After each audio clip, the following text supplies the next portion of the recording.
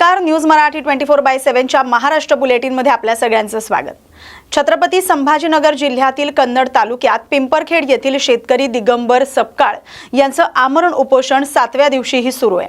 आपल्या मागण्या पूर्ण होत नाहीत तोपर्यंत उपोषण मागे घेणार नाही अशी भूमिका सपकाळ यांनी घेतली आहे। या पार्श्वभूमीवर कन्नड प्रशासनातील विविध अधिकारी आणि पोलीस प्रशासनाच्या कर्मचाऱ्यांनी उपोषण स्थळी भेट देऊन पाहणी केली आहे। गट क्रमांक 241 मधील शेतामध्ये सुरू असलेल्या उपोषण स्थळी लघु पाटबंधारे विभागाचे अभियंता कृष्णा पिशोर, पोलीस ठाण्याचे सहाय्यक पोलीस निरीक्षक आणि बीट जमादार सपकाळ, महसूल विभागाचे मंडळ अधिकारी, तलाठी, ग्रामसेवक, ग्रामपंचायत कर्मचारी यांनी भेट देऊन उपोषण कार्यकर्त्यांची चर्चा केली।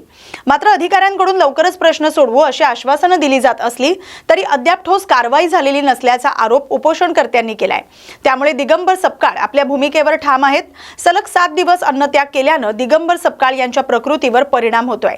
त्यांची प्रकृती खालावत असल्याची माहिती आहे। प्रशासनाने केवळ भेटी देऊन वेळ न दवडता मागण्यांवर तातडीने ठोस कारवाई करावी अशी मागणी केली जाते। मागण्या पूर्ण होईपर्यंत उपोषण मागे घेणार नसल्याचा इशारा सपकाळ यांनी दिलाय। नमस्कार सर, मी दिगंबर भीमराव सपकाळ, पिंपरखेडा रहिवासी, गट नंबर 241। जो माझ्यापासून 5 वर्षापासून माझ्या अत्याचार होत आहे। कोण्या रात्रीलाच गेलं तर धुडकवून बाहेर काढून देत आहे। तर माझी वर्षाला 5-6 लाखाची नुकसान या 3 एकर मध्ये होऊ राहिली। मी कर्जबाजारी व्हायले आणि काम माझं फायनल माझ्या मागण्या पुऱ्या होईस तर मी उपोषण मागे घेणार नाही। आजचा माझा 5वा 6वा दिवस चालू आहे उपोषणला। हे केलं तर शासन जबाबदार राहणार। नांदेड जिल्ह्यातील हदगाव तालुक्यात उमेद अभियानाच्या सीआरपी महिला आणि एका पुरुष सीआरपी कडून विविध मागण्यांसाठी आमरण उपोषण सुरू करण्यात आले। हदगाव तहसील कार्यालयासमोर गेल्या 2 दिवसांपासून हे आंदोलन सुरू असल्याची माहिती उपोषणकर्त्यांनी दिली आहे। हदगाव तालुक्यातील स्वराज्य महिला प्रभाग संघ आणि अभिनंदन प्रभाग संघाच्या मानधन वितरणामध्ये नियमबाह्य पद्धतीने आर्थिक व्यवहार झाल्याचा आरोप उपोषणकर्त्यांनी केलाय। प्रभाग संघाच्या सचिवांच्या नावाने सीआरपीचं मानधन काढण्यात आले। तसंच 2 महिलांच्या नावावर अतिरिक्त मानधन जमा करण्यात आल्याचा दावा निवेदनातून करण्यात आलाय। या संपूर्ण प्रकरणात आर्थिक गैरव्यवहार झाल्याचा आरोप करत सखोल चौकशी करावी आणि दोषी आढळणाऱ्या अधिकारी कर्मचाऱ्यांवर गुन्हे दाखल करावेत अशी मागणी उपोषणकर्त्यांनी केली आहे। चौकशी करून दोषींवर कारवाई होत नाही तोपर्यंत आमरण उपोषण मागे घेणार नसल्याची भूमिका त्यांनी घेतली आहे। विशेष म्हणजे नागपंचमीच्या सणाच्या दिवशीही आपल्या मागण्यांसाठी सीआरपी महिला उपोषणाला बसल्यात। त्यामुळे प्रशासन या आरोपांची चौकशी करून काय कारवाई करते याकडे सर्वांचं लक्ष लागलंय। नमस्कार, मी स्वरूपा क्षीरसागर, राहणार कोळी आणि मी उमेद महाराष्ट्र राज्य ग्रामीण जीवनोन्नती अंतर्गत सीआरपी म्हणून कार्यरत आहे। तरी आम्ही आहे ना काल 15 ऑगस्ट सकाळी 6 ला आम्ही लेकर बाळ सोडून 6 पासून उपोषणाला इथं आलो आणि इथं ध्वजारोहण केला। खेदाची बाब आहे ना, इथं जर एक महिला येऊन इथं जर ध्वजारोहण करत असेल तर हे कर्मचारी करायलेत काय? आज आम्ही 3 महिन्यापासून उपोषणात, आम्ही 3 महिन्यापासून यांना लेटर द्यालो की गुन्हेगाराला सरळरित्या कारवाई करा, गुन्हेगारावर सरळरित्या कारवाई करा। ते त्यांनी प्रोसिजर 1 महिना तर काहीच केली नाही, पण आम्ही त्यांना 1 महिना वेळ देऊन दुसऱ्या महिन्यामध्ये उपोषणाचं निवेदन दिलं। उपोषणाचं निवेदन देऊनही त्याने दखल घेतली नाही। शेवटी आम्हाला उपोषणाचा निर्णय घ्यावा लागला। आमचे छोटे छोटे मुलं बाळ माणसं आज सणासुदीचं महिला बसणं शक्य आहे का? सणासुदीचं महिला बसतात म्हणजे हे लोक कर्मचारी बाहेर येत नाहीत। कर्मचारी आम्हाला जे समाधानकारक निर्णय पाहिजे ते देत नाहीत। तर यांच्या हे पंचायत समितीला करायचं काय? आमच्या महिलांच्या हक्कासाठी नाही तर करायचं काय याची पद्धत? आज आम्ही रात्र झटतो सर, सीआरपी म्हणून कार्य फक्त 6000 मानधनासाठी आणि 6000 मानधन मध्ये जर हे बीएम जे आहे ते हदगावचे फ्रॉड करत असतील आणि आमच्या 2 प्रभागामध्ये फक्त त्या 3,61,000चा फ्रॉड केला तर पूर्ण तालुक्यात किती असू शकते? याची कोण गणता लावली? मग हे नाही का कर्मचारी दुसरे त्यांना जाब का विचारत नाहीत? गुन्हेगार आमची चौकशी चालू आहे, रितसर चौकशी करायलो, स्टेप बाय स्टेप करायलो। मग आम्ही आज 2 दिवस झालं याच्या स्टेप बाय स्टेप बघायलो आणि आता आम्ही आहे ना, आमचं असं आहे की यांची स्टेप बाय स्टेप यांनी चालू द्यावं। आम्ही स्टेप बाय स्टेप उपोषणला बसणार आणि जोपर्यंत आम्ही गुन्हेगारावर आमचा गुन्हा दाखल करणार नाही तोपर्यंत आम्ही आमचं आमरण याच्यापेक्षा तीव्र आंदोलन करल। आम्ही मागे हटणार नाही। हे कर्मचारी येवत आम्हाला बंधनकारक निर्णय देवत अथवा न देवत सर, आमची एकच मागणी आहे. मी सीमा काळे, मरडगावहून मी CRP आहे.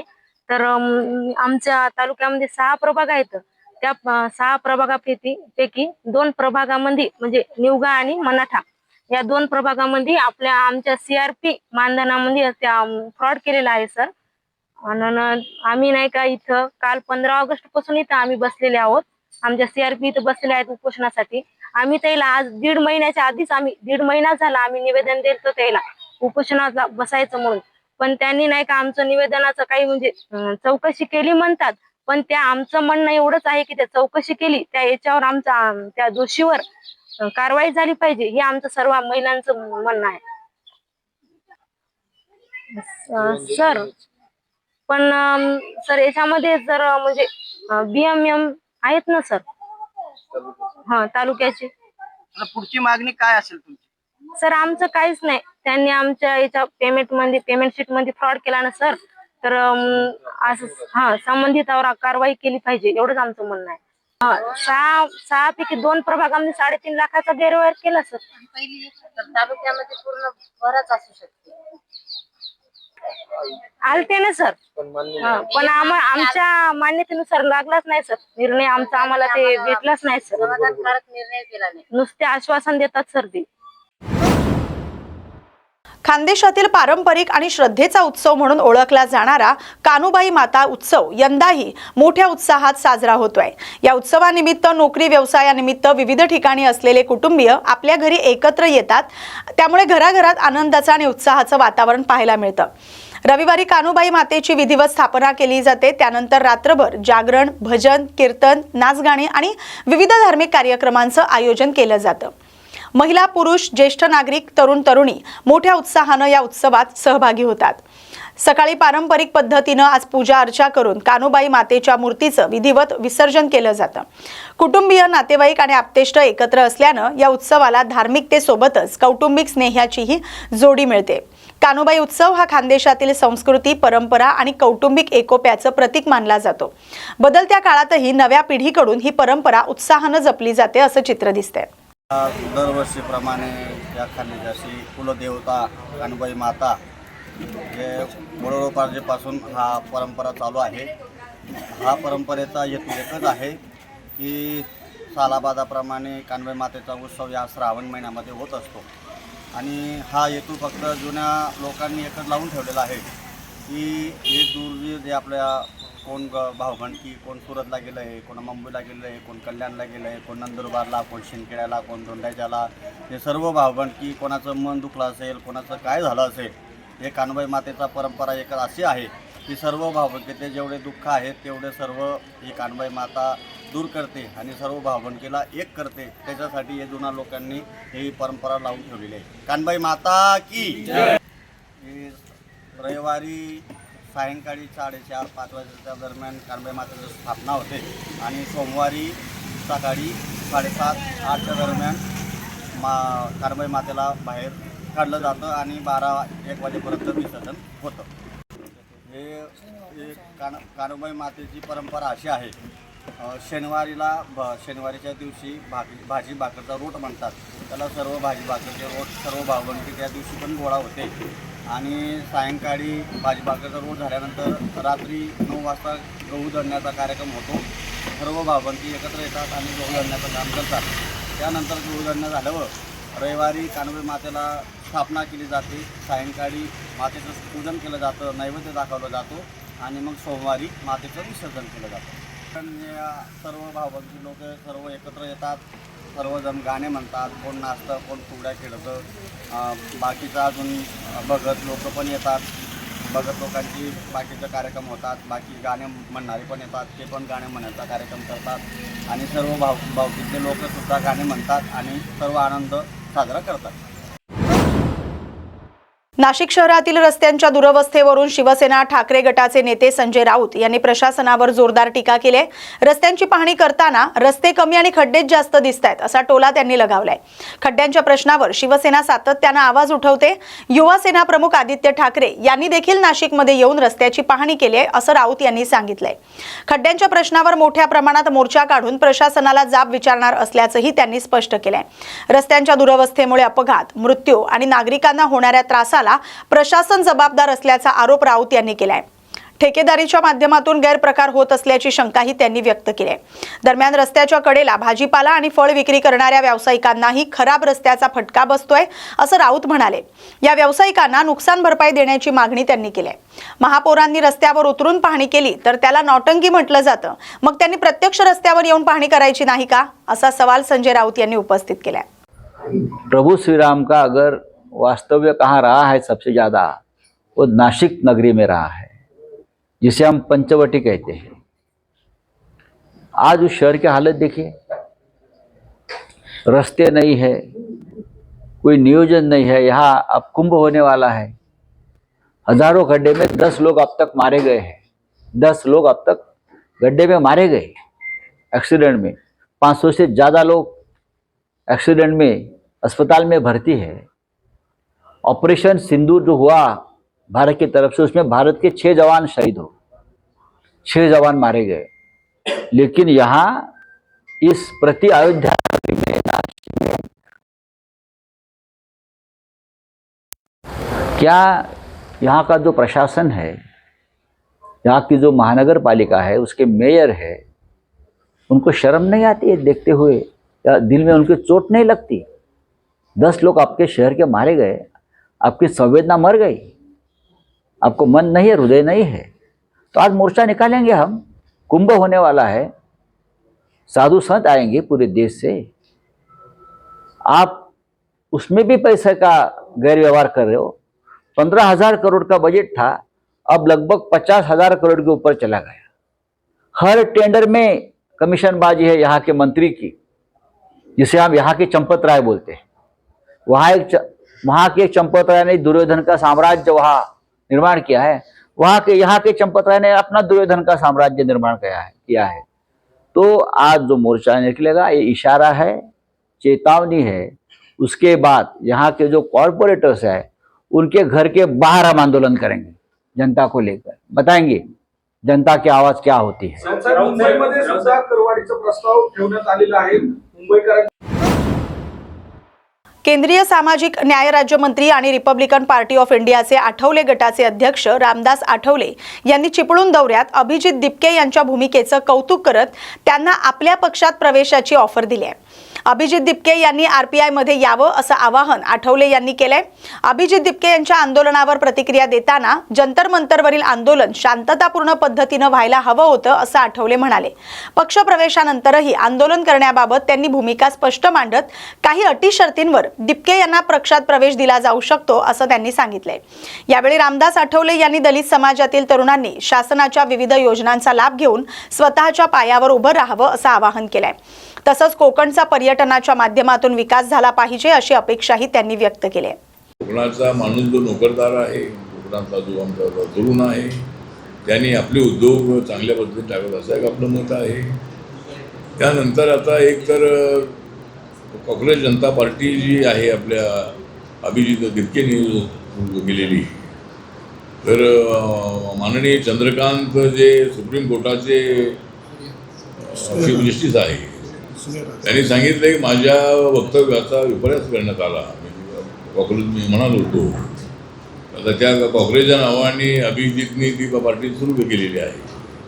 आता पहिल्या लढ्याला त्याला यश मिळालेलं आहे. म्हणजे धर्मेंद्र प्रधान यांचा राजीनामा घ्या किंवा दिलाच पाहिजे ही भूमिका त्यांची होती, आणि नरेंद्र मोदी यांच्या सरकारने त्यांच्या मागण्या मान्य केलेल्या आहे. आणि आता पुढे काय करायचं, पण अभिजित दिपके हा अरविंद केजरीवाल यांच्या टीममधला तो स्टुडंट आहे. म्हणजे त्यांच्या टीममध्ये तो अनेक दिवस राहिलेला आहे. माननीय अण्णा हजारे साहेबांचं जे आंदोलन होतं, त्या आंदोलनाच्या काळामध्ये किंवा नंतर तो त्यांच्यासोबत आता राहिलेला आहे. ठीक आहे, तो कुठेही राहिला असला तरी आपलं मत असं आहे की आता अभिजित दिपकेनी रिपब्लिकन पक्षात आलं पाहिजे. म्हणजे रिपब्लिकन पक्ष हा बाबासाहेबांचा खरा पक्ष आहे.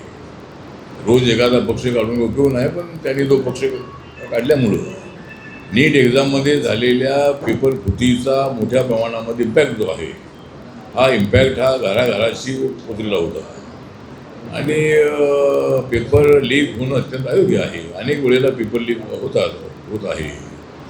तर म्हणून आता सरकारने कायदाही केलेला आहे की 10 वर्षाची शिक्षा जो यामध्ये सापडेल त्याला 10 वर्षाची शिक्षा, त्याला दंड आहे. अशा पद्धतीचा कायदासुद्धा आमच्या सरकारने बनवलेला आहे आणि अशी पेपर फुटी लीक होऊ नये यासाठी नक्कीच सरकारच्या वतीनं प्रयत्न होतील. पण समाजामध्ये पत्रकार आहेत, NGO चालवणारे लोक आहेत किंवा ग्रामपंचायत आहे किंवा नगरपालिका आहे आणि गावातल्या लोकांची ज्या संस्थांच्या जे असे काही लोक, अशा लोकांमध्ये मार्गदर्शन होणं आवश्यक आहे. असं करणं अयोग्य आहे. त्यामुळं कायदा झाला तरीसुद्धा कायदा तोडणारे लोक आहेतच. कायदा तर आहेच आहे, पण म्हणून आता पेपर लीक होऊ नये याचा असा आमचा प्रयत्न आहे. छत्रपती संभाजीनगरमध्ये हायकोर्टातील लिपिक पदासाठी टायपिंग परीक्षा घेण्यात आली. यापूर्वी ही परीक्षा हायकोर्टातच घेतली जात होती. मात्र यंदा खासगी परीक्षा केंद्रांवर परीक्षा घेण्यात आल्यानं पहिल्याच दिवशी विद्यार्थ्यांना तांत्रिक अडचणींचा सामना करावा लागलाय असा आरोप करण्यात आलाय. परीक्षा केंद्रावरील काही कम्प्युटरच्या स्क्रीनमध्ये बिघाड झाला तर अनेक कीबोर्डची बटणं व्यवस्थित काम करत नसल्यानं विद्यार्थ्यांना परीक्षा देता आली नाही असं सांगण्यात येत आहे. त्यामुळे तांत्रिक बिघाडामुळे अनेक विद्यार्थ्यांचं नुकसान झालंय. काही विद्यार्थी नापास झाल्याचा दावा परीक्षार्थींनी केलाय. या प्रकरणामुळे संतप्त झालेल्या विद्यार्थ्यांनी परीक्षा केंद्राबाहेर आंदोलन करत जोरदार घोषणाबाजी केली.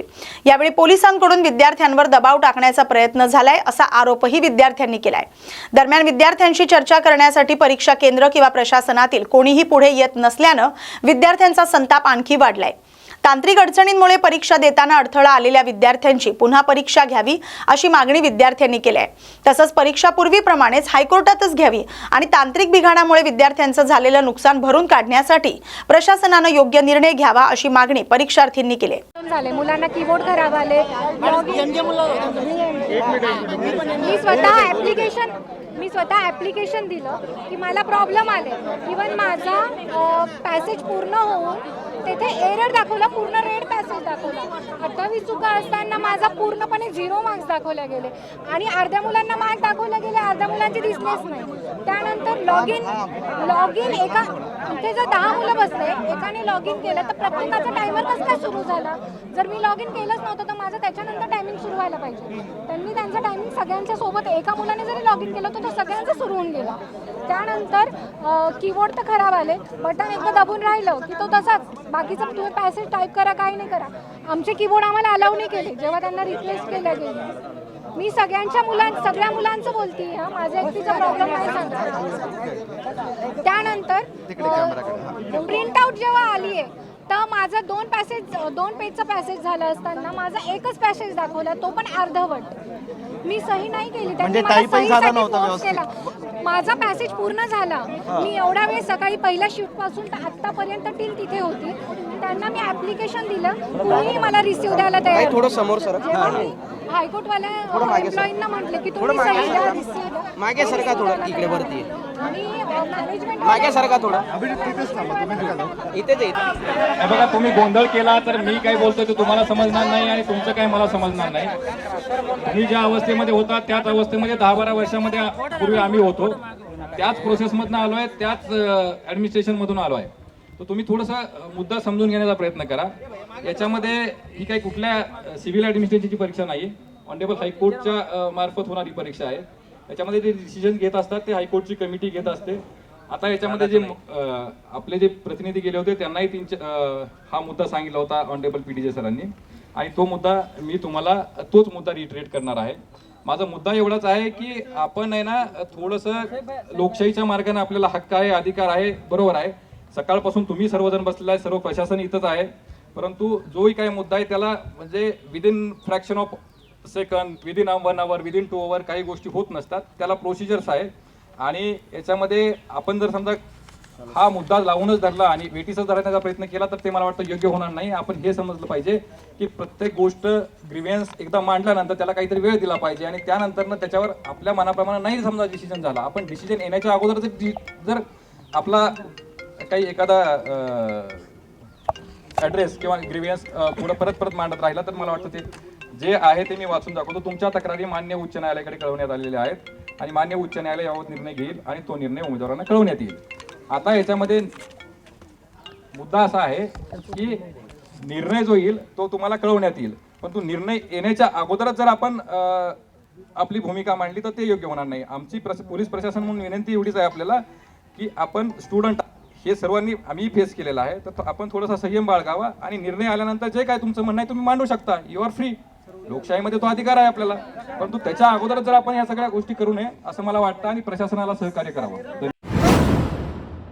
स्वातंत्र्य दिनाच्या दिवशी दिल्लीतील काँग्रेस मुख्यालयात वंदे मातरम गीतावरून झालेल्या कथित वादाचे पडसाद आता नांदेडमध्ये उमटलेत. या घटनेच्या निषेधार्थ भाजप युवा मोर्चाच्या वतीनं नांदेडमध्ये आंदोलन करण्यात आलं. महात्मा फुले यांच्या पुतळ्यासमोर भाजप युवा मोर्चाच्या कार्यकर्त्यांनी सोनिया गांधी आणि काँग्रेस विरोधात जोरदार घोषणाबाजी करत निषेध व्यक्त केलाय. स्वातंत्र्य दिनाच्या कार्यक्रमादरम्यान वंदे मातरमच्या गायनावरून सोनिया गांधी यांच्या कथित प्रतिक्रिया आणि हावभावावरून राजकीय वाद निर्माण झालाय. या मुद्द्यावर भाजपकडून काँग्रेसवर टीका करण्यात येते. काँग्रेसकडूनही या आरोपांवर स्पष्टीकरण देण्यात आलंय. दरम्यान नांदेडमध्ये भाजप युवा मोर्चाच्या कार्यकर्त्यांनी आंदोलन करत या घटनेचा तीव्र निषेध केलाय. सोनिया गांधी ही एक विदेशी महिला, तिच्याकडून वंदे मातरमचा अपमान होणं हे अपेक्षितच आहे. काँग्रेस ही एक इंग्रजांच्या विरुद्ध लढणारं फोरम, एक व्यासपीठ होतं. त्यांचं स्फूर्तिगीत होतं वंदे मातरम. 1870च्या दशकामध्ये बंकिमचंद्र चटर्जींनी रचलेलं हे गीत 1896च्या कलकत्ता अधिवेशनात रवींद्रनाथ टागोरांनी पहिल्यांदा गायलं. ज्या वंदे मातरमला गात गात हजारो लोकांनी शहीदी दिली, स्वतःच्या आत्मबलिदान केले या देशाच्या स्वातंत्र्यासाठी, त्या देशाच्या स्वातंत्र्याची किंमत एका इटलीच्या बारबाला असलेल्या सोनिया गांधीला समजणार नाही. काँग्रेसच्या कार्यालयात काल 15 ऑगस्टला झेंडावंदन होत असताना केवळ दुसरं कडवं संपल्यावर त्यांनी वंदे मातरम बंद करायला सांगितलं. ही त्यांची गुलामाची मानसिकता आहे. एका विशिष्ट धर्माचे लोक वंदे मातरमला विरोध करतात, त्याच धर्तीवर सोनिया गांधीचा विरोध एका धर्माचं लालूल चांगू करण्याचा प्रयत्न आहे.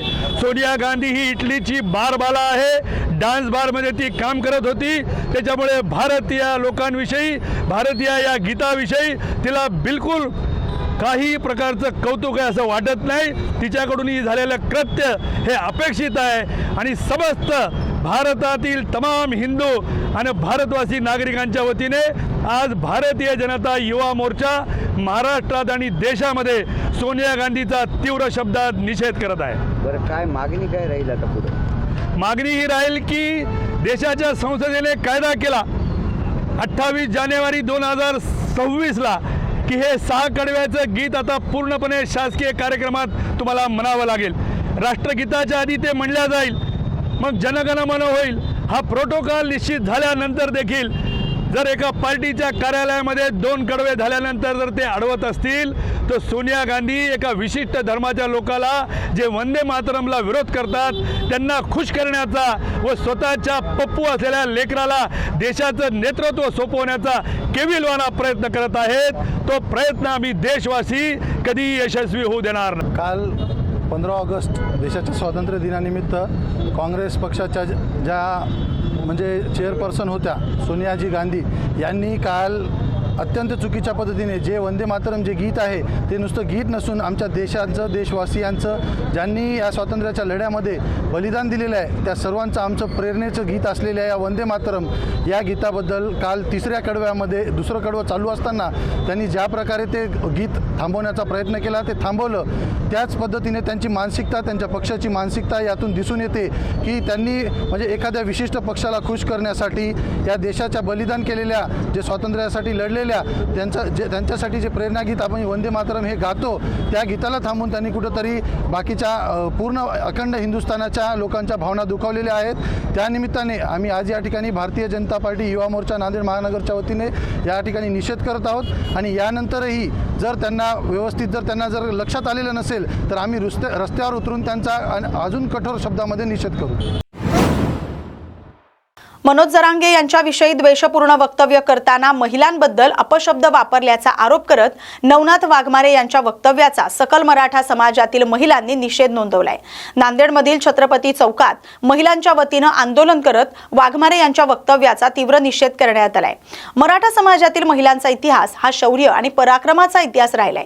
शत्रूंच्या छावणीत जाऊनही मराठा महिलांनी पराक्रम गाजवलाय। त्यामुळे महिलांबद्दल अशा प्रकारची वक्तव्य सहन केली जाणार नाहीत असा इशारा महिला आंदोलकांनी दिलाय। नवनाथ वाघमारे यांनी महिलांबद्दल केलेल्या वक्तव्याबाबत माफी मागावी अशी मागणी देखील आंदोलक महिलांनी केली आहे। अन्यथा यापुढे आणखी तीव्र स्वरूपाचं आंदोलन करण्यात येईल असा इशारा यावेळी देण्यात आलाय। खरं तर मनोज जरांगे पाटील यांचा कुठेतरी द्वेष करायचा म्हणून राजकारण करणारे नवनाथ वाघमारे यांनी त्यांच्या या वक्तव्यामध्ये पुरुषांच्या मराठा महिलांना खेचून मराठा महिलांबद्दल जे अपमानकारक वक्तव्य केलं त्याच्या निषेधार्थ आज सकल मराठा महिला भगिनींतर्फे या ठिकाणी नवनाथ वाघमारेचा आम्ही या ठिकाणी निषेध करतो। खरं तर मराठा समाजातील महिलांचा हा पराक्रमाचा शौर्याचा इतिहास असताना मराठ्यांच्या महिलांनी इतिहास गाजवलेला आहे, शौर्य गाजवलेलं आहे। शत्रूच्या छावणीमध्ये घुसणाऱ्या मराठ्यांच्या महिलांना जर कोणी अपमानकारक वक्तव्य करत असेल तर येणाऱ्या काळात नवनाथ वाघमारेच्या घरात घुसायला मराठा महिला कमी करणार नाहीत, एवढं त्यांनी लक्षात ठेवावं आणि कुठेतरी बोलताना भान राखावं। 15 ऑगस्टच्या पार्श्वभूमीवर ज्या भारत मातेला आपण नमन करत आहोत त्या भारत मातेचाही विचार न करता याच भारतातील नागरिक असणाऱ्या महिलांवर कुठेतरी अपमानकारक वक्तव्य करणं खरं तर ही निंदनीय बाब आहे। नवनाथ वाघमारे यांना आम्ही या ठिकाणी एकच सांगू इच्छितो की ज्या मराठा महिलांबद्दल तुम्ही अपमानकारक वक्तव्य केलेलं आहे त्या गोष्टीचा तुम्ही विचार करा की कुठल्या खालच्या दर्जाचं वक्तव्य तुम्ही केलेलं आहे। येणाऱ्या काळात तुम्ही नांदेडमध्ये पाय ठेवून दाखवा, तुमच्या तोंडाला काळं फासल्याशिवाय मराठा महिला स्वस्थ बसणार। सांगली जिल्ह्यातील शिराळा इथं नागपंचमीचा उत्साह पाहायला मिळतोय। नागपंचमी निमित्त घरोघरी महिलांकडून प्रतिकात्मक नागप्रतिमेचं पूजन करण्यात येत आहे। अंबाबाई मंदिरात दर्शनासाठी भाविकांची मोठी गर्दी झाली। नागपंचमीचा पारंपरिक उत्सव पाहण्यासाठी शिराळ्यात हजारो भाविक दाखल झाले। दरम्यान केंद्रीय पर्यावरण, वन आणि हवामान बदल मंत्रालयाच्या वन्यजीव विभागानं काही अटी शर्तींच्या अधीन राहून 41 ग्रामस्थ आणि मंडळांना नाग पकडण्यास तसंच नागाचं प्रदर्शन करण्यास परवानगी दिली आहे। नागाचं पर्यावरणातील महत्त्व आणि सर्प संवर्धनाबाबत जनजागृती व्हावी या उद्देशानं ही परवानगी देण्यात आल्याचं सांगण्यात येते। शिराळ्यात जिवंत नागपूजेची पारंपरिक आख्यायिका प्रचलित असली तरी न्यायालयाच्या आदेशानंतर 2002 पासून इथं प्रतिकात्मक नागपूजेची परंपरा आहे। यंदाही माहेरवाशिणी महिलांसह भाविक मोठ्या संख्येनं शिराळ्यात दाखल झाले। पारंपरिक पद्धतीनं नागपूजन करून नागपंचमी साजरी केली जाते। मी माहेरवाशिणी आहे, सुमन वसंतराव खोत। मी नागपंचमी निमित्त आज शिराळ्याला आलेले आहे आणि आज भावाचा उपवास आहे आणि उद्याच्याला तो उपवास आजचा उपवास उद्याच्याला सोडायचा असतो आणि नागाला भाव मानून आम्ही हा उपवास केलेला आहे। तरी आम्हाला जिवंत नागाची घरी अशी पहिल्यासारखी पूजा करायला मिळावी असं अंबाबाई आणि गोरक्षनाथ यांच्या चरणी मी प्रार्थना करतो आणि पुढच्या वर्षीपासून काही ना आम्हाला जिवंत नागाची पूजा करायला मिळावी ही अपेक्षा करते। नागपंचमी आणि श्रावणी सोमवार एकाच दिवशी आल्यानं यवतमाळच्या अरणी तालुक्यातील दाभडी येथील ओंकारेश्वर मंदिरात पहाटेपासूनच भाविकांची मोठी गर्दी झाली। चिराऱ्यावर उभे असलेले हे प्राचीन मंदिर इतिहासाची साक्ष देतात। भगवान शंकराची जागृत पिंड असल्याची भाविकांची श्रद्धा आहे। मंदिराच्या मुख्य गाभाऱ्यातील शिवपिंड तब्बल 4.5 फूट उंचीची आहे। नागपंचमी आणि श्रावणी सोमवारच्या निमित्तानं भाविकांनी दर्शनासाठी मोठी गर्दी केली आहे। श्रावण महिन्यात 1 लाख बेल व्हायचा असतो। हे आमची परंपरा आहे, 90 वर्षापासून चालू आहे आणि हे प्राचीन मंदिर आहे आणि इथे भक्तांना जे काही आपण मनात ठरवलेलं जे असेल त्याची कामना पूर्ण होते आणि या मंदिराची रचना हे आपल्या 9 खांब आणि 9 दरवाजे जसं हे अध्यात्मावर आधारित हे मंदिराची उभारणी आहे आणि हे 9 खांब आणि 9 दरवाजे अशी जे अध्यात्मामध्ये सांगितलं आहे. 10वा दरवाजा हा याचा देवाकडचा, देवाचा 10वा दरवाजा, असं इथे 9 खांबाचा हा सभामंडप आहे आणि त्यात प्रत्येक खांबामध्ये एक अंतर आहे आणि ते 9 दरवाजे म्हणून त्याला संबोधत, म्हणजे नवग्रहाचं प्रतीक आहे ते. आणि समोर नंदी आहे, त्या नंदीची मान तिरपी आहे, एकाग्रतेचं प्रतीक आहे. प्रत्येक मंदिरामध्ये नंदी ह्या समोरच असते आणि त्याची मान तिरपी आहे, असं इथलं महत्त्व आहे. आणि तिकडे जे पलीकडचं जे कमळेश्वराचं जे मंदिर आहे, त्या मंदिरामध्ये अशी आख्यायिका आहे की त्या ठिकाणी एक भक्त जे बाई होती भक्त, तर त्या बाईला त्या मंदिराच्या पिंडीमध्ये सामावून घेतलेलं आहे. आजही त्या ठिकाणी त्या पिंडीमध्ये खालच्या भागाला जवळजवळ 9-10 इंचाची अशी एक रेष दिसते, अशी उरलेली दिसते आणि असं तिथं असंच लोक म्हणजे आख्यायिका आहे त्याची आणि तिथं ते बाई समावली आहे त्याच्या. सांगली जिल्ह्यातील नागपंचमीसाठी प्रसिद्ध असलेल्या शिराळा शहरात यंदाही नागपंचमीचा उत्साह पाहायला मिळतोय. नागपंचमीच्या दिवशी शिराळकरांसह देशभरातून आलेल्या भाविकांना दुर्मिळ पांढऱ्या रंगाच्या नागाचं दर्शन झालं. या पांढऱ्या नागानं भाविकांचं लक्ष वेधून घेतलं. त्याचं दर्शन घेण्यासाठी नागरिकांमध्ये मोठी उत्सुकता पाहायला मिळाली. गेल्या 2 वर्षांपासून शिराळ्यात अटी शर्थींसह जिवंत नागांचं प्रदर्शन पाहायला मिळतंय. यंदाही विविध प्रकारच्या नागांचं दर्शन घेण्यासाठी भाविकांनी मोठी गर्दी केली आहे. त्यातच पांढऱ्या रंगाचा नाग आकर्षणाचा केंद्रबिंदू ठरलाय. दरम्यान नागपंचमीच्या निमित्तानं शिराळ्यातील अंबामाता मंदिरातही भाविकांची मोठी गर्दी जमली आहे. पहाटेपासूनच मंदिर परिसरात दर्शनासाठी रांगा लागल्यात. भाविकांकडून अंबामातेची पूजा अर्चा केली जाते. उत्सवाच्या पार्श्वभूमीवर प्रशासन आणि पोलिसांकडून आवश्यक बंदोबस्त ठेवण्यात आलाय. वर्षाची परंपरा असलेली आपली 32 शिराळाची नागपंचमी, या 32 शिराळाच्या नागपंचमीसाठी परराज्यातून सुद्धा भाविक या ठिकाणी पूर्वी यायचे, कारण या ठिकाणी जिवंत नागाची पूजा व्हायची. परंतु काही कारणास्तव ही जिवंत नागाची पूजेला या ठिकाणी परवानगी मिळाली नाही, त्याला बंदी आली आणि मग कुठंतरी असणारी या नागपंचमीच्या सर्वच भाविकांची नाराजी या ठिकाणी होती. परंतु गेल्या वर्षापासून गेल्या अनेक वर्षाची जी बंदी होती, बंदी उठली आणि गेल्या वर्षीपासून याला जिवंत नागाची पूजा करण्याची परवानगी मिळाली. गेल्या वर्षी 21 नागांची पूजा करण्याची परवानगी आम्हाला सर्व मंडळांना मिळाली होती. यानंतर आता ह्या वर्षी 41 जिवंत नागांची पूजा करण्याची आम्हाला परवानगी ह्या वर्षी मिळालेली आहे आणि याचा सातत्याने मी पाठपुरावा या ठिकाणी केंद्र सरकार बरोबर करत होतो आणि म्हणूनच नरेंद्रजी मोदी साहेब असतील, अमितजी शाह साहेब असतील आणि त्याच पद्धतीनं आमचे राज्याचे मुख्यमंत्री आदरणीय देवेंद्रजी फडणवीस साहेब असतील, वनमंत्री नाईक साहेब असतील, या सर्व मंडळींनी मिळून त्याच्यातून मार्ग काढला आणि आम्हाला 41 जिवंत नागाची पूजा करण्याची परवानगी मिळाली.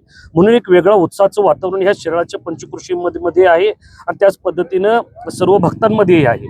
आणि म्हणून खऱ्या अर्थानं वेगवेगळ्या पद्धतीनं जसा देव वेगवेगळ्या ह्याच्यामध्ये दर्शन देत असतो, त्याच पद्धतीनं आता नाग सुद्धा आम्हाला वेगवेगळ्या पद्धतीनं या ठिकाणी दर्शन देऊ लागलेलं आहे. आता बघितलं तर ह्या वर्षी आमच्या असणाऱ्या कच्चाड युवा शक्तीचं जे नागराज मंडळ आहे, त्या नागराज मंडळांना पांढऱ्या नागानं दर्शन दिलेलं आहे. तुम्ही बघितलं तर अल्बिनो जाताचा अतिशय दुर्मिळ असणारा हा नाग ह्या वर्षी आम्हाला सर्वच भक्तांना त्याचं दर्शन घेण्यासाठी मिळालेलं आहे. आणि खऱ्या अर्थानं जे आम्हाला नियम अटी घालून दिलेले आहे, ज्या पर्पजसाठी आम्हाला जिवंत नागाची पूजा करण्यासाठी दिलेला आहे, तो पर्पज साध्य करून सर्व नियम अटी पाळून सर्वच मंडळ या ठिकाणी देवाची पूजा करताना आपल्याला बघायला मिळेल. आणि शैक्षणिक पर्पजसाठी या ठिकाणी आम्ही जास्तीत जास्त विद्यार्थ्यांना कसं दर्शन घडवून देता येईल ह्यासाठी आमचं सर्वांचा ह्या वर्षीचा प्रयत्न असणार आहे. या बातमीसोबतच महाराष्ट्र बुलेटिनमध्ये आता इथेच थांबतोय. अशाच महत्त्वाच्या बातम्यांसाठी पाहत राहा न्यूज मराठी 24/7. नवा भारत, नवा विचार.